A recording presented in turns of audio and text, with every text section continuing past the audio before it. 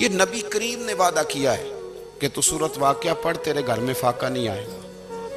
حضرت عبداللہ ابن مسعود رضی اللہ تعالیٰ عنہ بیمار تھے تو حضرت عثمان غنی رضی اللہ تعالیٰ عنہ تیمارداری کے لیے تشریف لے گئے اور جا کر کے کہا کہ آپ بڑے بیمار ہیں، آپ کی بیٹیاں زیادہ ہیں، میں چاہتا ہوں کہ خزانے میں سے کچھ مدد کروں۔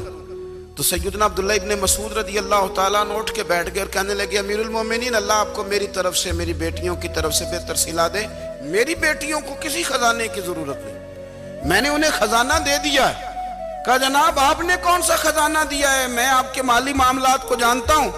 تو فرمانے لگے امیر المومنین، میرے نبی کریم نے فرمایا ہے جو سورت واقعہ پڑھے اسے کبھی فاقہ نہیں آتا، میں نے بیٹیوں کو یاد کرا دی ہے، یہ خزانہ میں نے انہیں دے دیا ہے۔ وہ سارے والدین سنیں جو بیٹیوں کے لیے پریشان رہتے ہیں۔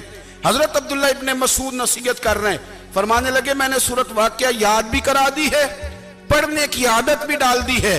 حضور نے فرمایا ہے جو سورت واقعہ پڑھے اسے فاقہ نہیں آتا۔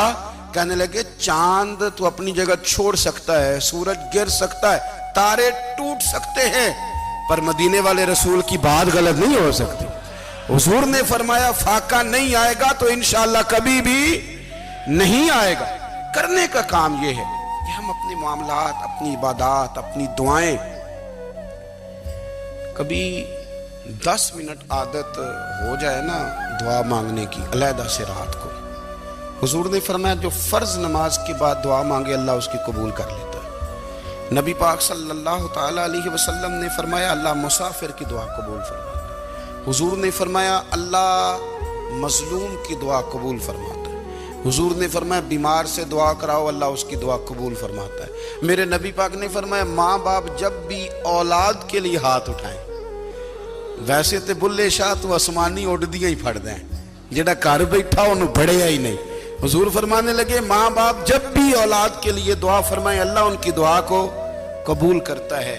آپ اپنا تعلق بنائیں، دعا کے ساتھ، عبادت کے ساتھ، مصلی کے ساتھ رشتہ بنائیں، استغفار پڑھیں۔ میرے نبی پاک نے فرمایا دعا مومن کا ہتھیار ہے، دعا مومن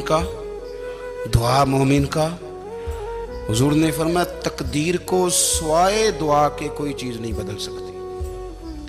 دعا مومن کا ہتھیار ہے، یہ کافر کے پاس کوئی نہیں، یہ ہتھیار ہے مومن کا۔ اللہ کرے آپ کو سمجھ آئے، پھر سنیں، کئی بار کہہ چکا ہوں یہ ہتھیار ہے۔ کافر کے مقابلے میں جو تیرے پاس سب سے بڑا ہتھیار ہے وہ دعا ہے۔ دعائیں کرانی چھوڑ دی، کرنی